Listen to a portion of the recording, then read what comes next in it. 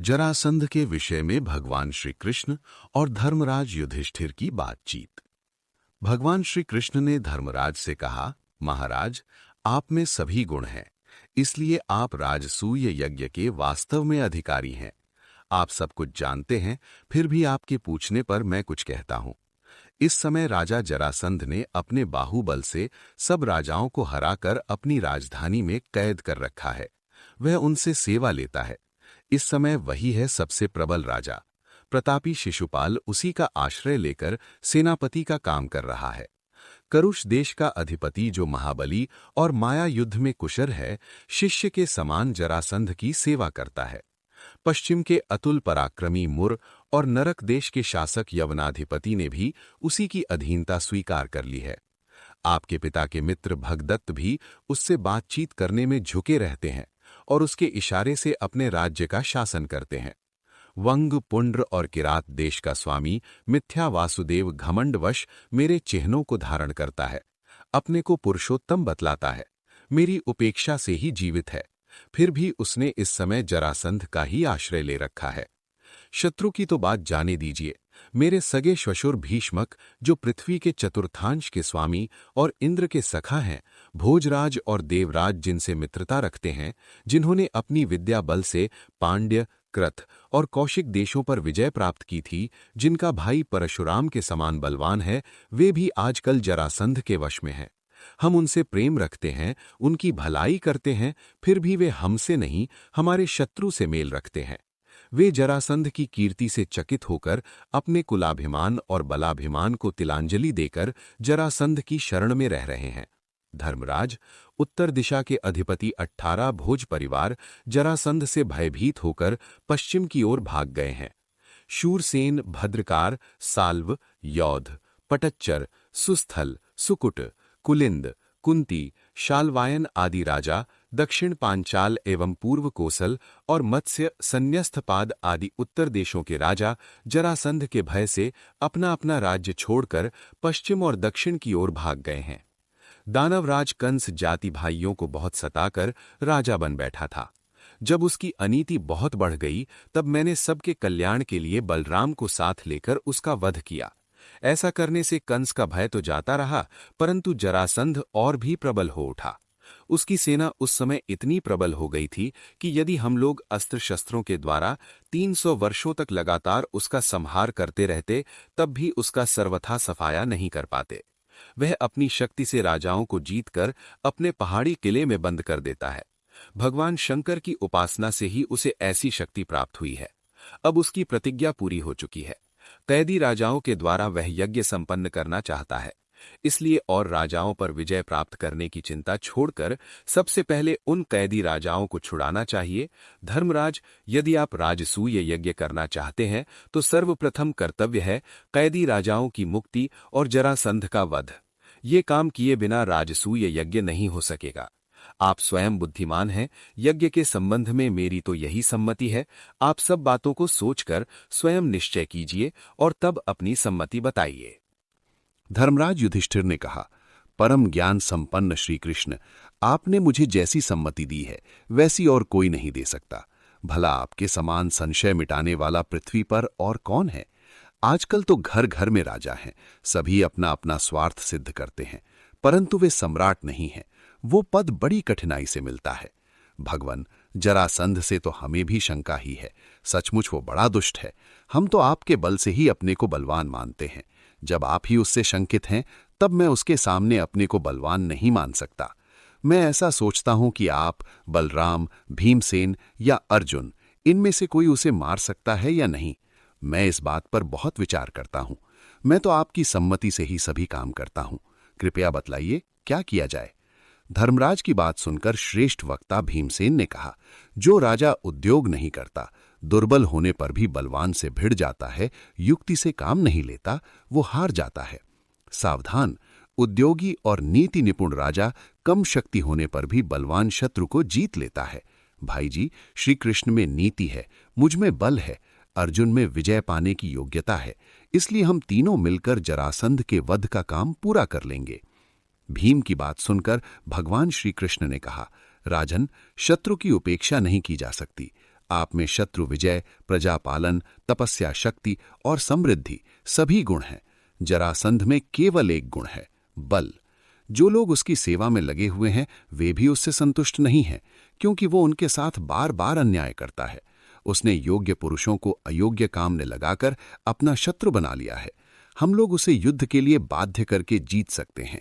86 राजाओं को वो कैद कर चुका है, 14 और बाकी हैं। फिर वो सबका वध करना चाहता है। जो उसके इस क्रूर कर्म को रोक सकेगा वो बड़ा यशस्वी होगा, और जो जरासंध पर विजय प्राप्त करेगा निश्चय ही वो सम्राट होगा। धर्मराज युधिष्ठिर ने कहा, श्री कृष्ण, मैं चक्रवर्ती सम्राट होने के स्वार्थ से साहस करके आपको या भीमसेन, अर्जुन को वहां कैसे भेज दूं? भीमसेन और अर्जुन दोनों मेरे नेत्र हैं, आप मेरे मन हैं। मैं अपने नेत्र और मन को खोकर कैसे जीवित रह सकूंगा? यज्ञ के संबंध में मैंने तो दूसरा ही विचार किया है। अब यज्ञ का संकल्प छोड़ देना चाहिए। मुझे तो उसके संकल्प से ही बड़ी ठेस लगती है। वैशंपायन जी कहते हैं, जन्मेजय, इस समय तक अर्जुन गांडीव धनुष, अक्षय तरकश, दिव्य रथ, ध्वजा और सभा प्राप्त कर चुके थे। इससे उनका उत्साह बढ़ती पर था।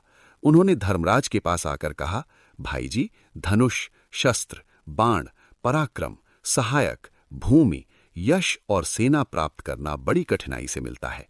सो सब हमने मन माना प्राप्त कर लिया है।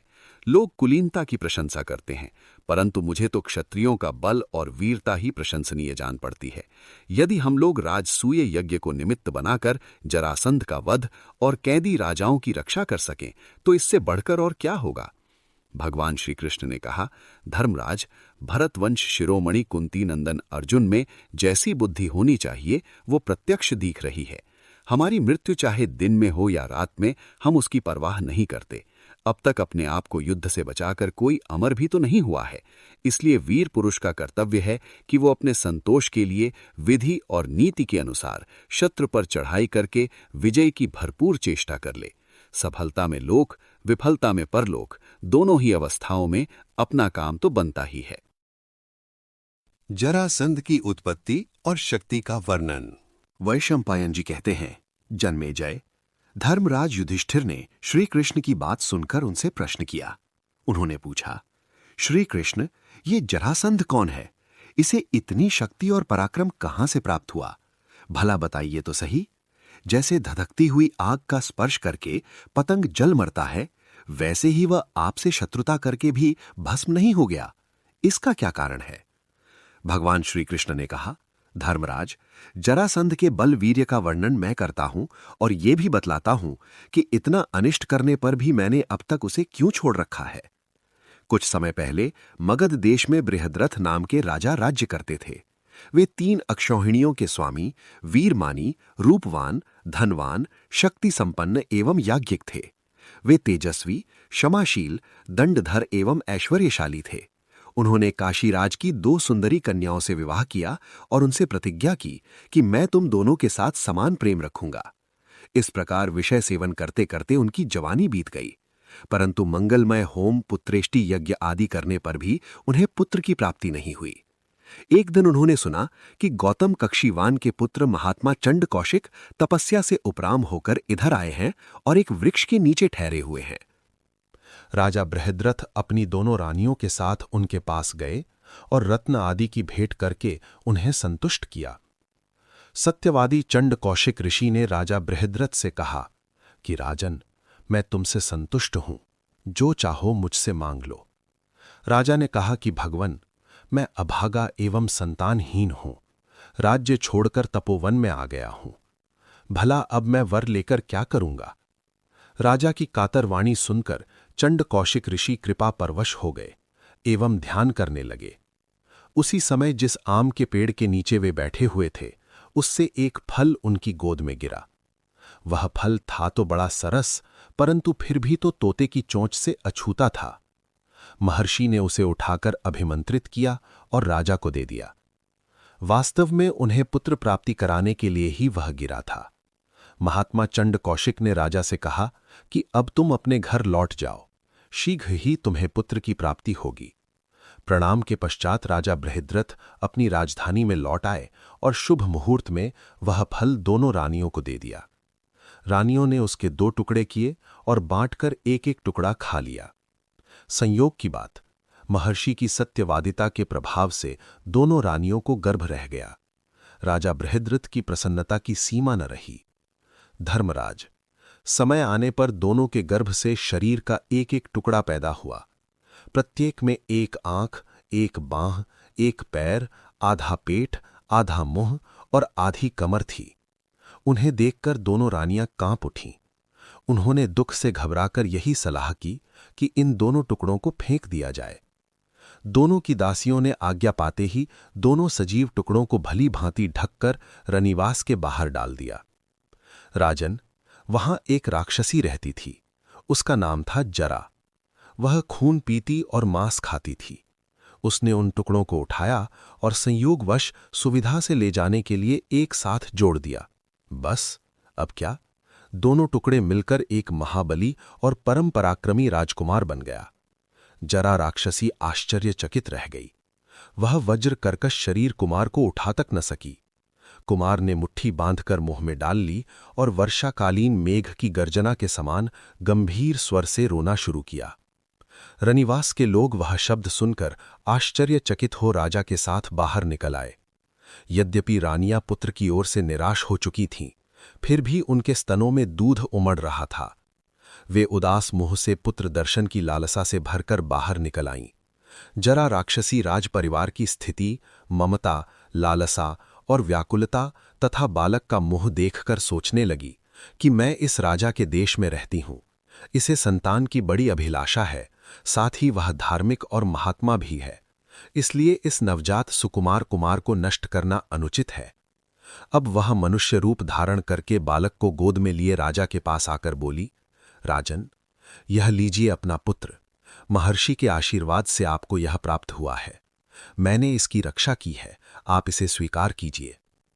राक्षसी के इस प्रकार कहते न कहते रानियों ने उसे अपनी गोद में लेकर स्तनों के दूध से सींच दिया। राजा बृहद्रथ यह सब देख सुनकर आनंद से फूल उठे। उन्होंने सोने सी मनोहर मनुष्य रूप धारणी राक्षसी से पूछा, अहो, मुझे पुत्र देने वाली तुम कौन हो?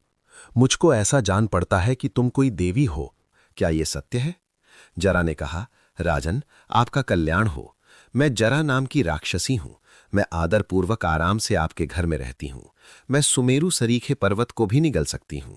आपके बच्चे में तो रखा ही क्या है, किंतु मैं आपके घर में सर्वदा सत्कार पाती हूं। आपसे प्रसन्न हूं, इसलिए आपका पुत्र आपके हाथों में सौंप रही हूं। धर्मराज, जरा राक्षसी इतना कहकर अंतर्धान हो गई और राजा बृहद्रथ नवजात शिशु को लेकर अपने महल में लौट आए। बालक के जात कर्मादि संस्कार विधि पूर्वक हुए। जरा राक्षसी के नाम पर सारे मगध देश में उत्सव मनाया गया। बृहद्रथ ने अपने पुत्र का नामकरण करते हुए कहा कि इस बालक को जरा ने संधित किया है, जोड़ा है, इसलिए इसका नाम जरासंध होगा। बालक जरासंध शुक्ल पक्ष के चंद्रमा के समान एवं हवन की हुई आग के समान आकार और बल में दिन दिन बढ़ने तथा अपने माँ बाप को आनंदित करने लगा। कुछ समय के बाद महर्षि चंड कौशिक पुनः मगध देश में आए। राजा ने उनकी बड़ी आवभगत की। उन्होंने प्रसन्न होकर कहा, राजन, जरासंध के जन्म की सारी बातें मुझे दिव्य दृष्टि से मालूम हो गई थीं। तुम्हारा पुत्र बड़ा तेजस्वी, ओजस्वी, बलवान एवं रूपवान होगा। इसके बाहुबल के आगे कुछ भी अप्राप्य न होगा। कोई भी इसका मुकाबला नहीं कर सकेगा और विरोधी अपने आप नष्ट हो जाएंगे। देवताओं के अस्त्र शस्त्र भी इसे चोट नहीं पहुंचा सकेंगे। सभी लोग इसकी आज्ञा मानेंगे और तो क्या, इसकी आराधना से प्रसन्न होकर स्वयं भगवान शंकर इसे दर्शन देंगे। इतना कहकर महर्षि चंड कौशिक चले गए। राजा बृहद्रथ ने जरासंध का राज्य सिंहासन पर अभिषेक किया और स्वयं वे रानियों के साथ वन में चले गए। वास्तव में जरासंध की शक्ति महर्षि चंड कौशिक के कहे जैसी ही है। यद्यपि हम लोग बलवान हैं, फिर भी अब तक नीति की दृष्टि से उसकी उपेक्षा करते हैं। श्री कृष्ण, भीमसेन एवं अर्जुन की मगध यात्रा और जरासंध से बातचीत। भगवान श्री कृष्ण कहते हैं, धर्मराज, जरासंध के मुख्य सहायक थे हंस और डिंभक। वे मारे जा चुके। साथियों सहित कंस का भी सत्यानाश हो गया। अब जरासंध के नाश का समय आ पहुंचा है। आमने सामने की लड़ाई में देव दानव सभी के लिए उसको हराना कठिन है। इसलिए उससे द्वंद्व युद्ध अर्थात कुश्ती लड़कर ही उसे जीतना चाहिए। जैसे 3 अग्नियों से यज्ञ कार्य संपन्न होता है, वैसे ही मेरी नीति भीमसेन के बल और अर्जुन की रक्षा से जरासंध का वध सध सकता है। जब एकांत में हम तीनों से उसकी भेंट होगी तो वह अवश्य ही किसी न किसी के साथ युद्ध करना स्वीकार कर लेगा। यह निश्चित है कि वह घमंडी भीमसेन से ही लड़ेगा। इसमें कोई संदेह नहीं कि भीमसेन उसके लिए यमराज के समान प्राणांतक हैं। यदि आप मेरे हृदय की बात जानते हैं, मुझ पर विश्वास करते हैं, तो भीमसेन और अर्जुन को धरोहर के रूप में मुझे दे दीजिए। मैं सब काम बना लूंगा। वैशंपायन जी कहते हैं, जन्मेजय, भगवान श्री कृष्ण की वाणी सुनकर भीमसेन और अर्जुन प्रसन्नता के मारे खिल रहे थे। उनकी ओर देखकर युधिष्ठिर ने कहा, श्री कृष्ण, उफ, ऐसी बात न कहिए। आप हमारे स्वामी हैं, हम आपके आश्रित हैं, सेवक हैं। आपकी वाणी, आपका एक एक अक्षर सत्य है। आप जिसके पक्ष में हैं उसकी विजय निश्चित है। आपकी आज्ञा में स्थित होकर मैं तो ऐसा समझ रहा हूं कि जरासंध का वध, कैदी राजाओं का छुटकारा, राजसूय यज्ञ की समाप्ति, सब कुछ सकुशल समाप्त हो गया। स्वामी, आप सावधान होकर वही कीजिए जिससे काम बने। आप तीनों के बिना मैं जीना पसंद नहीं करता। अर्जुन के बिना आप और आपके बिना अर्जुन रह नहीं सकता। आप दोनों के लिए कोई भी अजय नहीं है। आप दोनों के साथ भीमसेन सब कुछ कर सकता है। आप नीति निपुण हैं। आपकी शरण ग्रहण करके ही हम कार्य सिद्धि का प्रयत्न करेंगे। अर्जुन आपका, भीमसेन अर्जुन का अनुगमन करें। नीति, जय और बल के मेल से अवश्य सिद्धि मिलेगी। वैशंपायन जी कहते हैं, जन्मेजय, युधिष्ठिर की अनुमति प्राप्त करके श्री कृष्ण, भीमसेन और अर्जुन तीनों भाई मगध के लिए चल पड़े। पद्मसर, कालकूट, गंडकी, महाशोण, सदानीरा, गंगा, चर्मणवती आदि पर्वत और नदी नदों को पार करते हुए वे मगध देश में जा पहुंचे। उस समय वे लोग वल्कल वस्त्र धारण किए हुए थे। कुछ ही समय में वे श्रेष्ठ पर्वत गोरथ पर पहुंच गए। उस पर बड़े सुंदर सुंदर वृक्ष एवं जलाशय थे। गौओं के लिए तो वह मुख्य क्षेत्र था। वहां से मगध राज की राजधानी स्पष्ट दिख रही थी। वहां पहुंचते ही उन लोगों ने सबसे पहले राजधानी की पुरानी बुर्ज नष्ट भ्रष्ट कर दी। तदनंतर मगधपुरी में प्रवेश किया। इन दिनों वहां बड़े अशकुन हो रहे थे। ब्राह्मणों ने जाकर जरासंध से निवेदन किया और अरिष्ट की शांति के लिए जरासंध को हाथी पर चढ़ाकर अग्नि की प्रदक्षिणा करवाई। स्वयं मगधराज ने भी अरिष्ट शांति के लिए बहुत से नियमों का पालन करते हुए उपवास किया। इधर भगवान श्री कृष्ण, भीमसेन और अर्जुन अस्त्र शस्त्रों का परित्याग करके तपस्वियों के से वेश में जरासंध से बाहुयुद्ध करने का उद्देश्य रखकर नगर में घुसे। उनके विशाल वक्षस्थल देखकर नागरिक चकित एवं विस्मित हो रहे थे। उन्होंने क्रमशः जन संकीर्ण एवं सुरक्षित 3 ड्योढ़ियां पार कीं। वे निश्शंक भाव से जरासंध के पास पहुंच गए। जरासंध उन्हें देखते ही खड़ा हो गया और उसने अर्घ्य, पाद्य, मधुपर्क आदि से उनका सत्कार किया। जन्मेजय, श्री कृष्ण आदि के वेश से उनके आचरण का कोई मेल नहीं था। इसलिए जरासंध ने कुछ तिरस्कार पूर्वक कहा, ब्राह्मणों, मैं जानता हूं कि स्नातक ब्रह्मचारी सभा में जाने के अतिरिक्त और किसी भी समय माला और चंदन धारण नहीं करते। आप लोग बताइए कौन हैं? आपके कपड़े लाल हैं, शरीर पर पुष्पों की माला और अंगराग भी है। आप लोगों की भुजाओं पर धनुष की प्रत्यंचा का निशान स्पष्ट झलक रहा है। आप लोग द्वार से होकर क्यों नहीं आए? निर्भयतापूर्वक वेश बदलकर और बुर्ज को तोड़कर आने का क्या कारण है? आप लोगों का वेश तो ब्राह्मण का और कार्य उसके ठीक विपरीत है। अस्तु, जो कुछ भी हो, आपके आगमन का प्रयोजन क्या है? जरासंध की बात सुनकर कुशल वक्ता मनस्वी श्री कृष्ण ने स्निग्ध गंभीर वाणी से कहा, राजन, हम स्नातक ब्राह्मण हैं, ये तो आपकी समझ की बात है। स्नातक का वेश तो ब्राह्मण, क्षत्रिय और वैश्य तीनों ही धारण कर सकते हैं।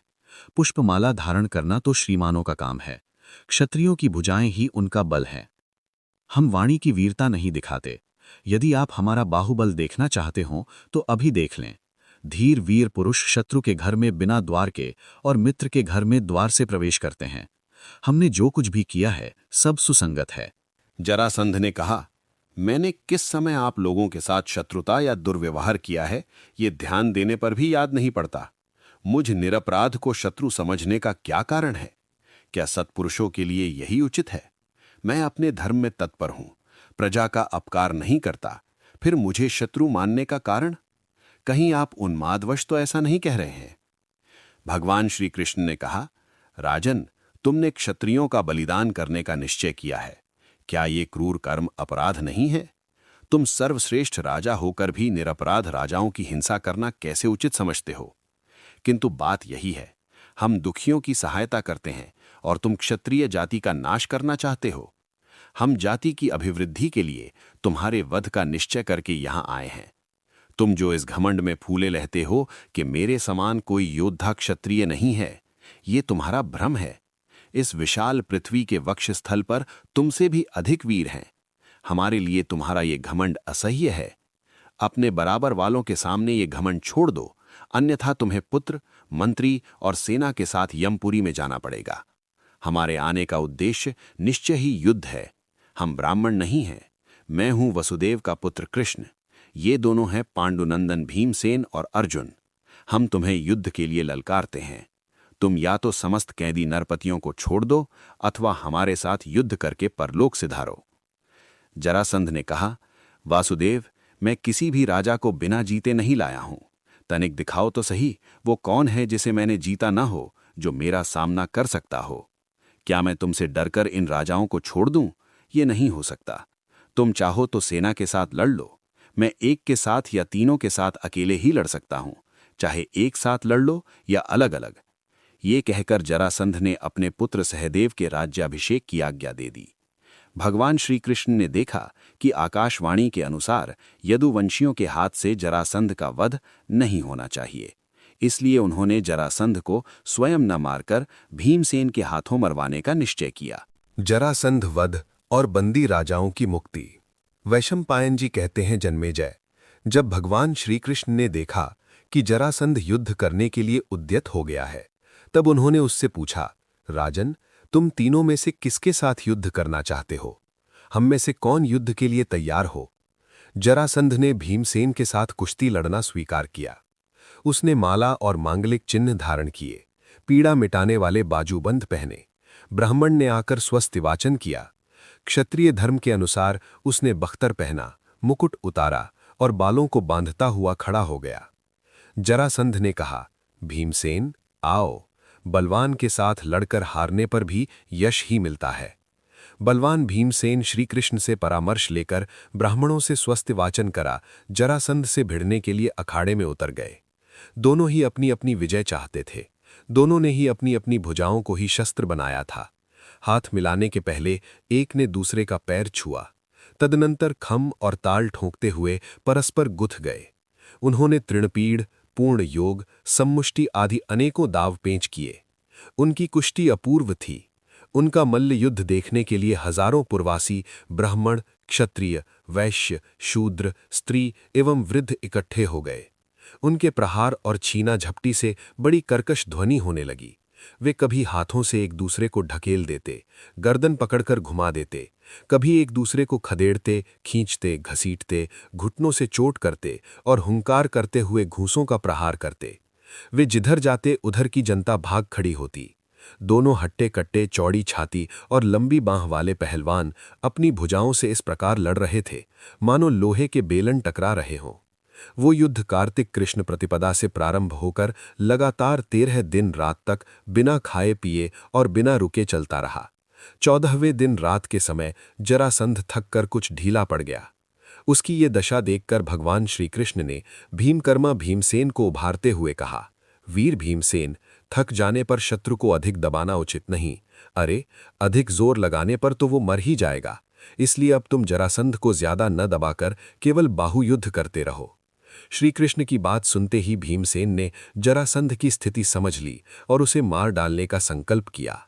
भगवान श्री कृष्ण ने भीमसेन को और भी फुर्ती करने के लिए उत्साहित करते हुए संकेत किया कि भीमसेन, तुम में दैव बल और वायु बल दोनों ही विद्यमान है। तुम जरासंध पर तनिक उन बलों को दिखाओ तो सही। श्री कृष्ण का इशारा समझकर बलवान भीमसेन ने जरासंध को उठा लिया और बड़े जोर से उसे आकाश में घुमाने लगे। 100 बार घुमाकर उसे उन्होंने जमीन पर पटका और घुटनों की चोट से उसकी पीठ की रीढ़ तोड़कर पीस दिया। साथ ही हुंकार करके उसका एक पैर पकड़ा और दूसरे पैर पर अपना पैर रखकर उसे 2 खंडों में चीर डाला। जरासंध की इस दुर्दशा और भीमसेन की गर्जना से उपस्थित जनता भयभीत हो गई। स्त्रियों के तो गर्भपात तक की नौबत आ गई। सब लोग चकित विस्मित होकर सोचने लगे कि कहीं हिमालय तो नहीं टूट पड़ा, पृथ्वी तो खंड खंड नहीं हो गई। भगवान श्री कृष्ण, अर्जुन और भीमसेन ने शत्रु का नाश कर उसके प्राणहीन शरीर को रनिवास की ड्योढ़ी पर डाल दिया और वे रातों रात वहां से बाहर निकल गए। श्री कृष्ण ने जरासंध के ध्वजामंडित दिव्य रथ को जोता, उस पर भीमसेन और अर्जुन को बिठाया और वहां से चलकर कैदी राजाओं को पहाड़ी खोह से बाहर किया। उस रथ से ही वे राजाओं के साथ वहां से चल पड़े। उस रथ का नाम था सौंदर्यवान। 2 महारथी एक साथ बैठकर युद्ध कर सकते थे। उस पर भीमसेन और अर्जुन बैठ गए। भगवान श्रीकृष्ण सारथी बने। उसी रथ पर बैठकर इंद्र ने पहले 99 बार दानवों का संहार किया था। उसके ऊपर एक दिव्य ध्वजा थी जो बिना किसी आधार के ही लहराती रहती। इंद्रधनुष किसी चमकती और 1 योजन दूर से ही दीख जाती थी। वो रथ इंद्र ने वसु नाम के राजा को, वसु ने बृहद्रथ को और बृहद्रथ ने जरासंध को दिया था। वो दिव्य रथ पाकर बड़ी प्रसन्नता से तीनों भाइयों ने वहां से यात्रा की। परम यशस्वी करुणा वरुणालय भगवान श्रीकृष्ण रथ हाँक कर गिरिव्रज से बाहर निकले, खुले मैदान में आए। वहां ब्राह्मण आदि नागरिकों ने एवं कैद से छूटे हुए राजाओं ने श्रीकृष्ण की विधिपूर्वक पूजा की। राजाओं ने कहा, सर्वशक्तिमान प्रभो, आपने भीम और अर्जुन के साथ हमें छुड़ाकर अपने धर्म की रक्षा की है। ये आपके लिए कोई नवीनता नहीं। हम जरासंध रूप विशाल ताल के दुख दलदल में फंस रहे थे, आपने हमारा उद्धार किया। सर्वव्यापक यदुनंदन, हम दुख से मुक्त हुए। आपने उज्ज्वल कीर्ति की स्थापना की। हम आपके सामने नम्रता से झुककर खड़े हैं। हमें कुछ आज्ञा दीजिए, आपका कठिन से कठिन काम भी करें। भगवान श्रीकृष्ण ने उन्हें आश्वासन देते हुए कहा, धर्मराज, युधिष्ठिर चक्रवर्ती पद प्राप्त करने के लिए राजसूय यज्ञ करना चाहते हैं। आप लोग उनकी सहायता कीजिए। राजाओं की प्रसन्नता की सीमा न रही। उन्होंने हृदय से ये प्रस्ताव स्वीकार किया। अब वे लोग भगवान श्रीकृष्ण को रत्न राशि की भेंट देने लगे। भगवान ने उन पर कृपा करके बड़ी कठिनाई से भेंट स्वीकार की। जरासंध का पुत्र सहदेव मंत्रियों के साथ पुरोहित को आगे कर अनेकों रत्न लिए बड़ी नम्रता से श्रीकृष्ण के सामने उपस्थित हुआ। भगवान श्रीकृष्ण ने भयभीत सहदेव को अभय दान देकर भेंट स्वीकार की। श्रीकृष्ण, अर्जुन और भीमसेन ने वहीं सहदेव का अभिषेक किया। सहदेव बड़ी प्रसन्नता से अपनी राजधानी में लौट गया। पुरुषोत्तम भगवान श्रीकृष्ण अपने दोनों फुफेरे भाइयों और उन सब राजाओं के साथ धन रत्न से लदे रथ पर शोभायमान हो इंद्रप्रस्थ पहुंचे। उन्हें देखकर धर्मराज के आनंद की सीमा न रही। भगवान ने कहा, राजेंद्र, ये बड़े सौभाग्य की बात है कि वीरवर भीमसेन ने जरासंध को मारने और कैदी राजाओं को कैद से छुड़ाने का सुयश प्राप्त किया है। इससे बढ़कर और क्या आनंद होगा कि भीमसेन और अर्जुन कार्य सिद्ध करके सुकुशल निर्विघ्न लौट आए। धर्मराज युधिष्ठिर ने बड़ी प्रसन्नता से भगवान श्रीकृष्ण का सत्कार किया और अपने भाइयों को प्रेम से गले लगाया। जरासंध की मृत्यु से सभी पांडव आनंदित हुए। उन्होंने सब बंधन मुक्त राजाओं से मिल भेंट कर उनका यथोचित आदर सत्कार किया और समय पर उन्हें विदा किया। सब राजा धर्मराज की अनुमति से बड़ी प्रसन्नता के साथ विभिन्न वाहनों के द्वारा अपने अपने देश चले गए। परम प्रवीण भगवान श्रीकृष्ण ने इस प्रकार जरासंध का वध कराकर धर्मराज की अनुमति प्राप्त करके कुंती, द्रौपदी, सुभद्रा, भीमसेन, अर्जुन, नकुल, सहदेव और धौम्य से विदा ली और उसी रथ पर जो जरासंध के यहाँ से ले आए थे, युधिष्ठिर के कहने पर सवार होकर द्वारिका की यात्रा की। यात्रा के समय पांडवों ने आनंद कंद भगवान श्रीकृष्ण का यथोचित अभिवादन एवं परिक्रमा की। जन्मेजय, इस ऐतिहासिक विजय एवं राजाओं को छुड़ाकर अभय देने के कारण पांडवों का यश दिग दिगंत में फैल गया। धर्मराज युधिष्ठिर समय के अनुसार धर्म पर दृढ़ रहकर प्रजा पालन करने लगे। धर्म, काम एवं अर्थ तीनों ही पुरुषार्थ उनकी सेवा में संलग्न रहते थे।